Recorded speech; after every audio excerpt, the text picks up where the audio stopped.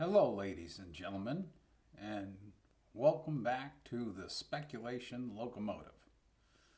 Today we're going to talk about the evolution of the locomotive power at the Mount Washington Cog Railway over the last 155 years, and how we plan to continue this evolution using modern technology while maintaining steam operations. Today's video is proudly sponsored by the Mount Washington Cog Railway. The Cog was the first mountain climbing train in the world. It was completed in 1869, the same year the Golden Spike was driven in the Transcontinental Railroad. The Cog is the only operating mountain climbing train that builds all its own rolling stock and track components. It uses a unique rack system that is only used in one other place in the world, the Panama Canal. The Cog ascends Mount Washington, the highest peak in the Northeast, renowned as having the worst weather in the world. The railway is the second steepest rack railway in the world, with an average grade of 25% and a peak grade of 37.41%. The Cog is located in the U.S. state of New Hampshire and is one of only two companies left in the world that designs and produces mountain climbing locomotives. The first locomotive produced for the Cog Railway was called Hero, after the Greek inventor of the first steam engine. It later became famously known as Peppersass, after a tourist riding the railway remarked it looked like a pepper sauce bottle, a common condiment in the 1800s. This locomotive boasted a vertical boiler. It was intended to be a proof of concept vehicle, but ended up being used to build the entire line up the mountain, and eventually for passenger service. Two additional locomotives of similar design, the George Stephenson and Laod, were added to the fleet. This design was used for many years, but by the mid-1870s, the locomotives with vertical boilers were replaced by locomotives with horizontal boilers. The newly designed locomotives were produced by the Manchester Locomotive Works, located in Manchester, New Hampshire. A large fleet of these were constructed between 1875 and 1908. It wasn't until 1972 that the Cog Railway began building its own locomotives. The last new steam locomotive was completed in 1983. After the completion of the steam locomotive in 1983, it became more difficult to get a consistent supply of soft coal with good burning qualities. And many people began complaining about the copious amounts of black smoke produced from the burning of coal. To address these issues, the railroad experimented several times with converting the coal-burning locomotives to oil firing. This had been attempted by previous owners and, like their efforts, proved unsuccessful. A complete roster of the locomotives that have been used on the railway can be found on Wikipedia, along with pictures of the locomotives, the year they were built, and the builders of the locomotives. During the years of 2004 to 2007, the railroad experimented with operating during the winter months. As part of this experiment, a snow removal locomotive was purchased. This was called the Snowjet It was propelled by a diesel engine and hydraulic components. It used an aircraft jet engine to remove snow. This unit cleared the tracks by using the thrust from the jet engine to blow the snow off. In this process, it used huge amounts of diesel fuel, and therefore, the use of the snow jet proved uneconomical. However, the experiment with the snow jet had a very positive result. In the mid-1970s, a man by the name of Ed Clark was the general manager of the Cog Railway.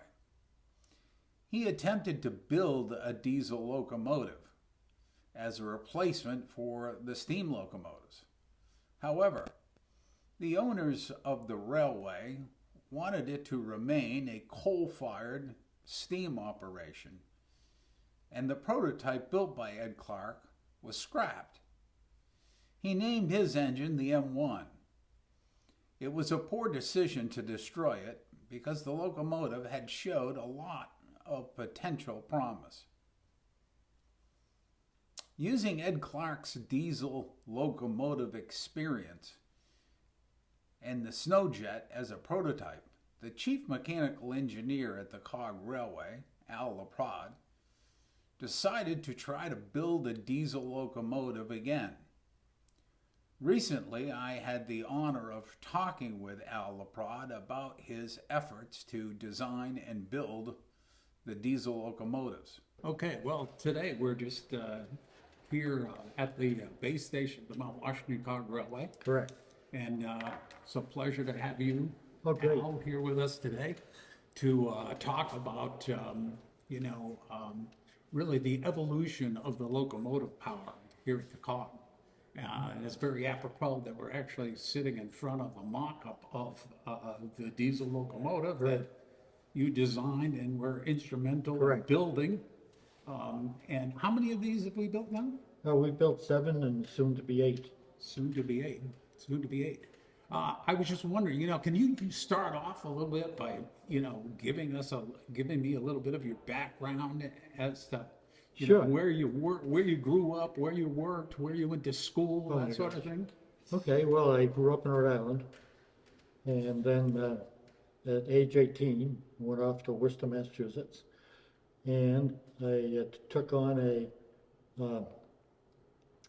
4-year program for mechanical engineering. And after that, I went out to Ohio for about 18 months. Well, the shipyard, which I worked for a few years. And I found, I ended up working there for 25 years, took an early retirement in 1993. Came up here to Jefferson. Yeah, up to Jefferson. And my first job was working in the rental department over at Bretton Woods, which I did do for 2 years. You were renting cross-country skis and stuff Well, like actually, it was downhill originally for the first okay. 2 years. All right. And then in April 1st, 1995, wife and I decided to go do the AT. So we started April 1st, along with 129 others on the same day, down in Springer Mountain, Georgia. Really? Yep, and we spent all spring and most of the summer coming up towards Maine, also the nicest. Then we finished up September 17th. At that point in time, I had to find something else that was really going to start bringing in a little bit of money. And that happened to be the same year that Charlie Kennison was working on the new 70-passenger coach, was the first one. And so Charlie wanted to put a lot of time, a lot of effort on it. But before that, you went to work down at the ski area, and you were working there for a while. Yeah, right? yeah. I went back to work at the ski area for a little while in the winter. Yeah.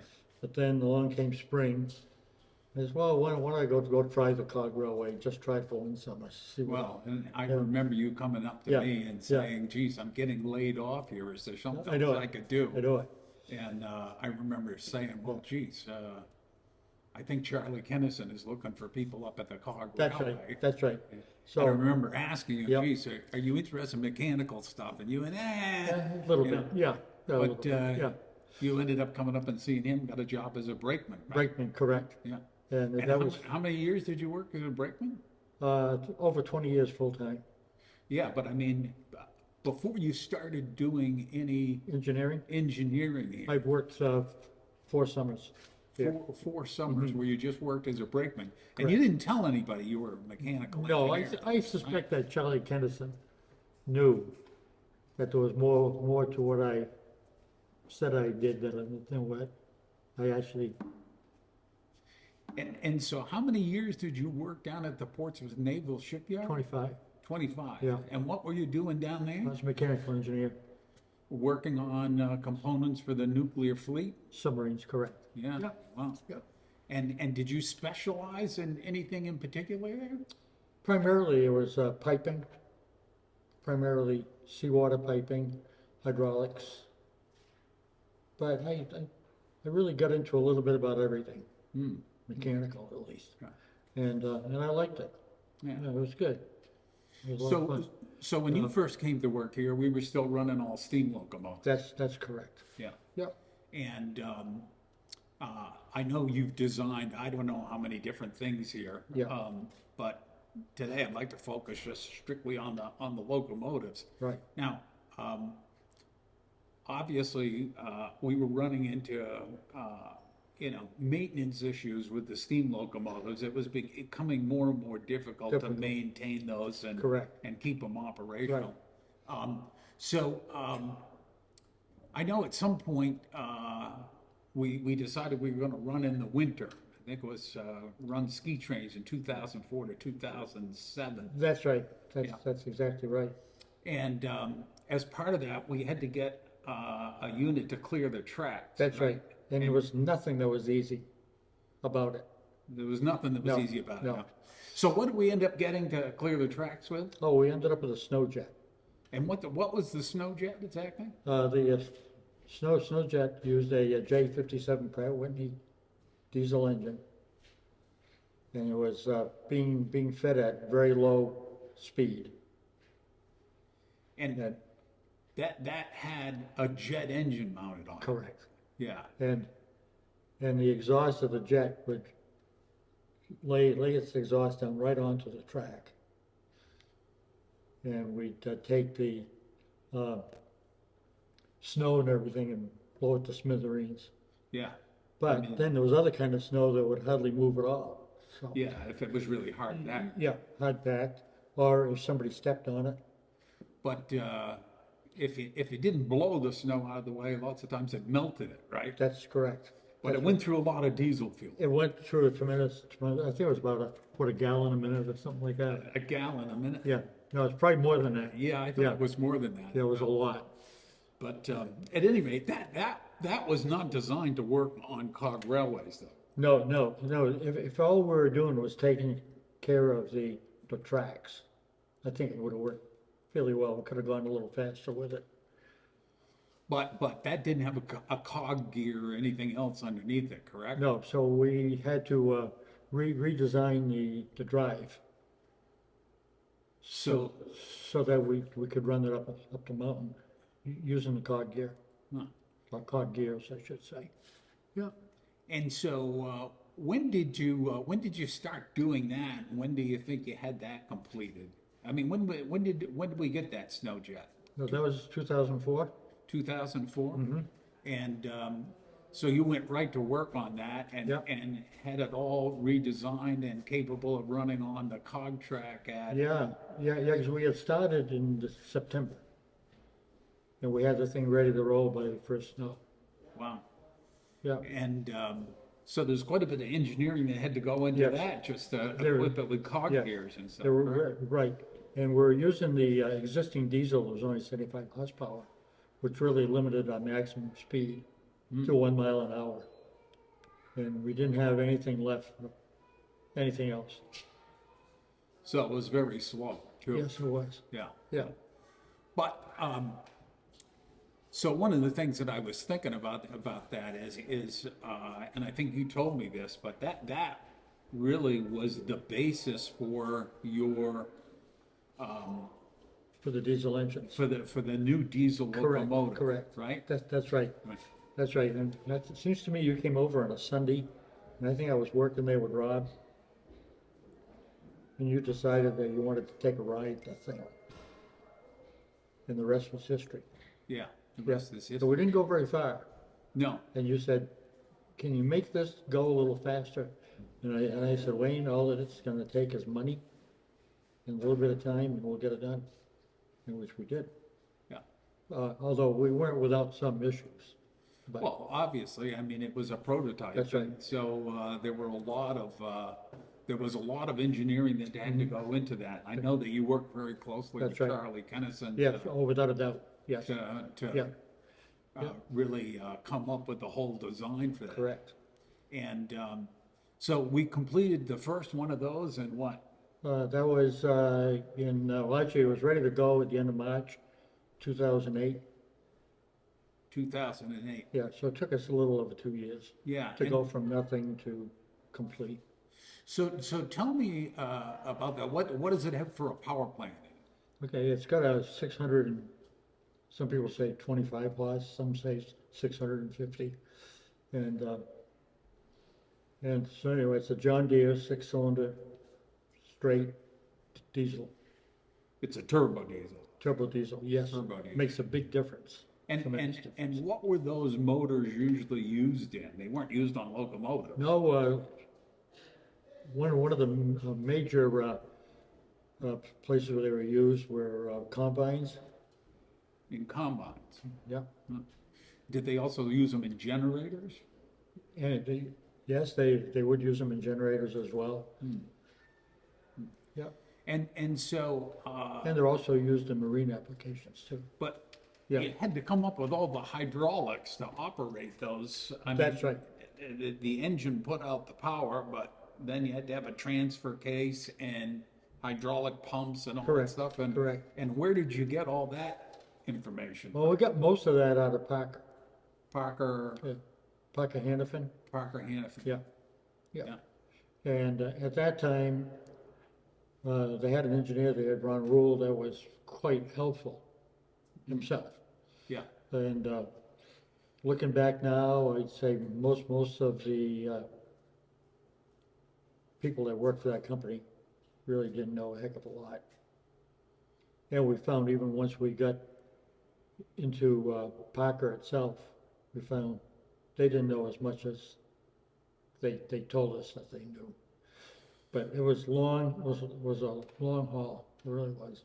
Yeah, I know Yeah. we ended up having several issues with different components that they spec'd out for Yes, the operation.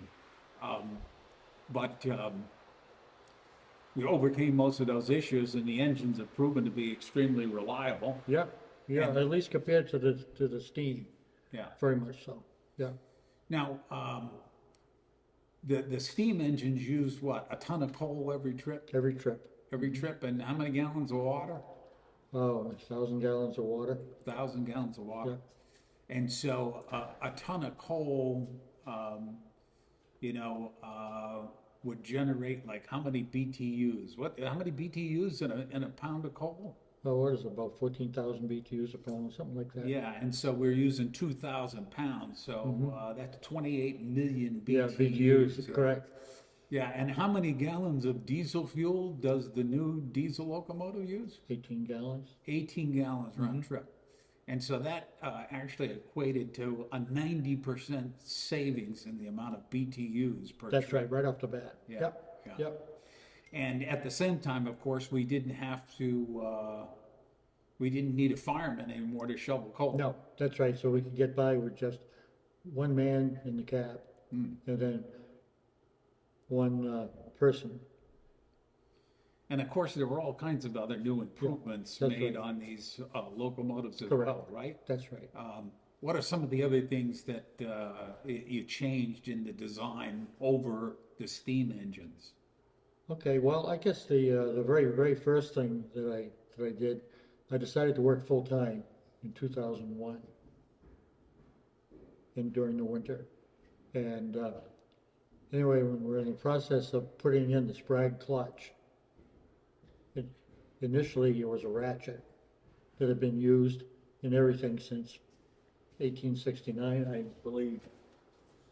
I mean, they've always had these, which would keep the locomotive from rolling backwards if it was needed for something. Yeah. And but there was a problem, is that the engines kept getting larger, the coaches kept getting larger, but the sprag essentially stayed, the ratchet stayed essentially the same. And it was Yeah. loud. Loud, and of course it made a ratcheting noise, which really gave a lot of people problems with the noise, not liking the noise. Yeah. And but we couldn't run it without it being operated on the way up. We had to have it. So I came up with an idea of the sprag clutch, which was a stepless ratchet. And we ended up using them on all the coaches. But the original locomotives all had mechanical braking systems on them, correct? That's right. Everything was mechanical. And you converted those over to air brake systems. Correct. Correct? Yes. And of course, the other safety feature that was in there was that, of course, because these were diesel hydraulic, these That's are all correct. hydrostatic transmissions, right? So That's right. unless the motor was running, the Yep. engine couldn't come down the mountain No, anyway. no. It would stop. That's exactly right. That's right. So And I know with the steam engines too, starting and stopping was always problem. an issue. Yes. Yeah, because you got a very jerky motion when you did that. correct. Yeah. Whereas with these diesel hydraulics, the power is very smooth, Correct. right? That's exactly right. Yeah. And that's another thing they were really known for, was being able to get up onto a coach without really pushing it. And especially if they stop, say, on long trestle, that's very, very steep. Then had to go again. Sometimes if things were just about on center, the The steam cylinder was stuck on center. and then it was really very difficult And to get going so again. then the only thing you could do is just keep putting more and more steam to it. And And then then all of a once sudden it it would- broke loose, It would take off. yeah, it Yeah, would take off. yeah, yeah. And then you'd bump into the coach. And Yeah, of course, that- that was just that's right. concerning to people that were on the Exactly. coach as well. Yeah, yeah. So anyway, we've got the diesel here behind us. So this is the John Deere power plant. That's correct. Yeah. And this is what, a Funk gearbox? Front gearbox, that's correct. And that's mated to what, a couple of hydrostatic Had pumps, transmission yes, pumps? yeah. Okay. And they each put out 145 gallons a minute, so Okay. you get almost about 300 gallons a minute. 300 gallons a minute. Yeah. And all of that pressure goes through lines down to hydraulic motors. Correct. That are mated to big planetaries. That's Right. right, and they have, what are they, 40.1 to 1 reduction? So these things have an incredible amount of power. Yes, Right. yeah, there is. Yeah, Yeah. yeah, and then again up here, it's all the hydraulic filtration systems. Yeah. And let's see, there's more down here, some are hidden behind the signs. Now, of course, the other thing about these is they're all computer numerical controlled, correct? That's correct. So you've got all kinds of sensors in there so that you can monitor all That's of right. the systems in Exactly. the locomotive. That's right. Yeah. And so if one of those systems throws a fault or Yeah. something like that, it It could stop it, could stop the engine. yeah. Or it just might give you a warning saying that something is impending. But you still got plenty of time to get to the base. Or anything in between. So I think one of the interesting things here is the old steam engines. What did they go up the mountain at? What speed? Oh, they were around 3 miles an hour. 3 miles an hour. Yeah. And they came down at, It depends on how fast the engineer wanted to come. Right. But really, realistically, they could come down a little faster. right. Yeah. So, but there weren't any like you say, the engineer, depending on how brave the engineer That's right. was, they could That's come right. down incredibly fast Yeah. if they wanted to. Yeah, from what I understand, I guess somebody did come down one day at 28 minutes, but Yeah. whether that was true or not, I don't know. Yeah. But now these, being all computer numerical controlled, Mm-hmm. they have overspeed devices on them, correct? That's exactly right. You get to a certain speed, and that's all you're gonna get, Yeah. no matter what you do. Now that's better than Amtrak trains, because a lot of Amtrak Yeah. locomotives don't even have overspeed devices on them, correct? That's true, that's Yeah. true, so. That, Was needed to yeah, for the- provide the air brakes and, That's right, and everything else. And we had the compressor, or I should say, right, and I know Yeah. that Caleb actually came up for a fix for that. that's right, you did, and They it turned out actually very well, yes. added a drain in there so Yep. that they wouldn't overfill with oil. No, it was very simple. Right, right. And there was somebody at Bendix that knew all along that that was an issue. Well, and of course, he's now spearheading our investigation and development of a new battery electric locomotive. That's exactly right, Yeah, right, right. which should be pretty interesting. Yeah, I noticed the other day we just ordered some new parts for that. So Oh, have you? yeah, yeah. So it'll be interesting to Well, see how all that turns out. That really should be interesting. Now, of course, the other thing is there was a ton more comfort for the engineers on these Yes. locomotives as well. I mean, That's exactly right. you had better lighting systems. I mean, you had a completely enclosed cab, That's right. which you couldn't have on a steam engine because you had to reach into the tender to get coal. That's right. So basically, the engineers were kept out of the extremes of the weather, That's which right. we know are incredible here, correct? That's right. Yeah. Yeah, it can get pretty bad. Yeah, I think you told me the first year you came to work here as a brakeman, about all you did the first month you worked here was shovel snow. It was shovel snow every single day. Yeah, Yeah. because we got the most snow in the month of May we ever had. Yeah, I think, 96 inches or yeah, something I like think that. yeah, it was just about 8 feet Yeah. in the month of May. Mm. And it wasn't until the last day of Memorial Day weekend that we finally made the summit Yeah. in the afternoon after we shoveled snow again. So, Yeah, yeah. I don't think people realize, how intense the weather and the conditions are that we're operating in here. That's very true. I mean, this is the second steepest rack railway in the world, right? Yes, that's right. With an average grade of 25% That's right. and a peak grade of 37.41. That's right. But it's also going up and down the side of Mount Washington, That's right. which is renowned as having the worst weather in the world. That's true. What's the record wind that was recorded here? 231 miles an hour. 231 Yeah. miles an hour. Yeah. That's hard to believe. It is. So, but this whole time, I mean that we've had these locomotives, they've basically been going through a constant evolution. That's right. Where we discover that there's better ways of doing Exactly. things, and so we've continued to improve them over the time to make them, Correct. even more reliable than That's they right. were to begin. That's right. So what's the top speed on these now? I believe it's 4.76 miles an hour. 4.76 miles an Yeah. hour, both up and down. That's the Yep, fastest they same. can go up or the All fastest down, they same can come speed. down. Correct. Yep. All right, Yeah. interesting. That's correct. And now we've actually mated a couple of these diesel locomotives to a giant snowblower, right? That's right. That's right. Yeah, and Caleb, well, actually, it's pretty much all Caleb at this point. But what he did come up with was just a regular large industrial snowblower for the front. But the real hard part was cleaning the rack.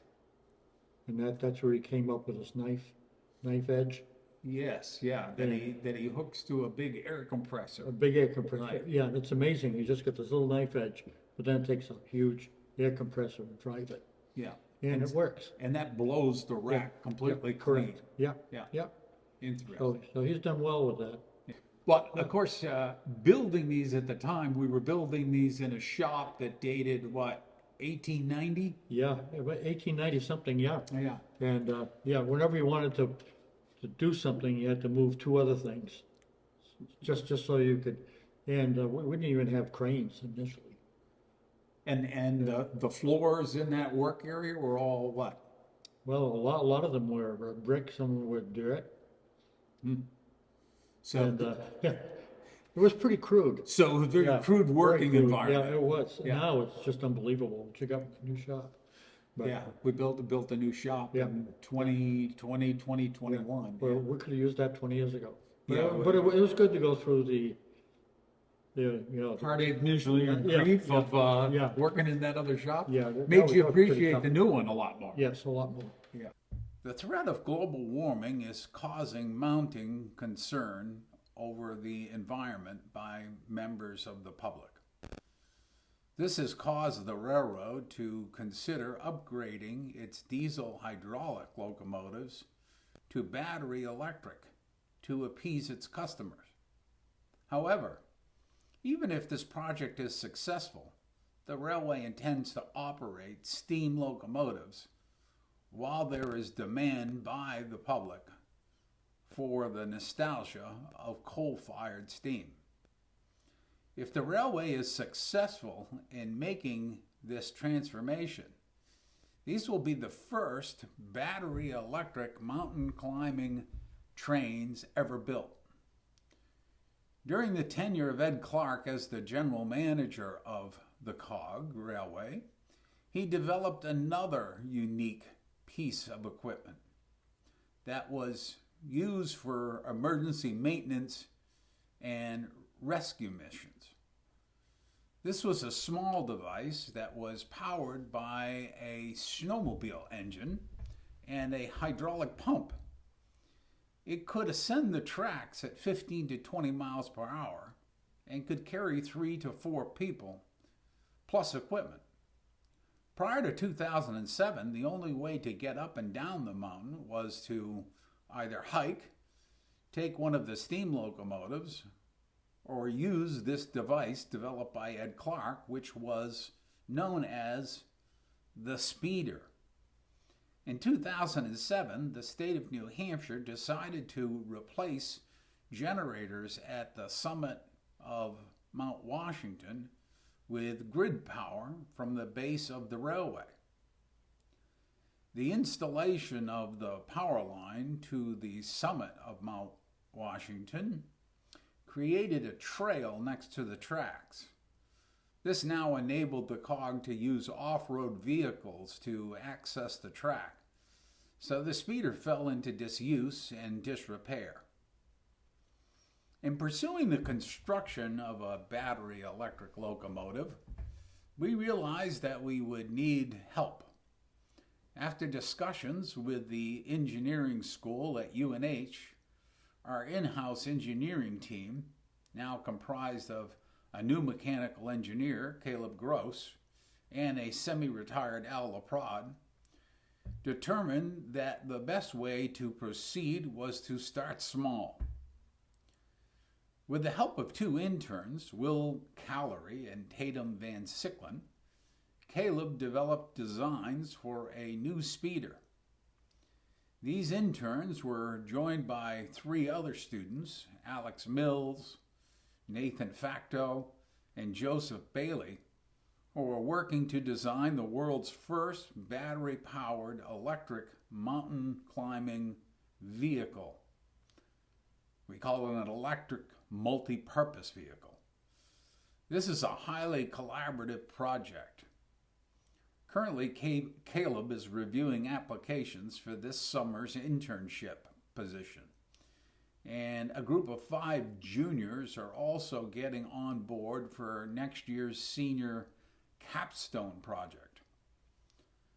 The goal of this partnership is to provide exposure to the engineers of tomorrow and engage them in what is New Hampshire's premier tourist attraction and a genuine, one-of-a-kind playground for mechanical engineers.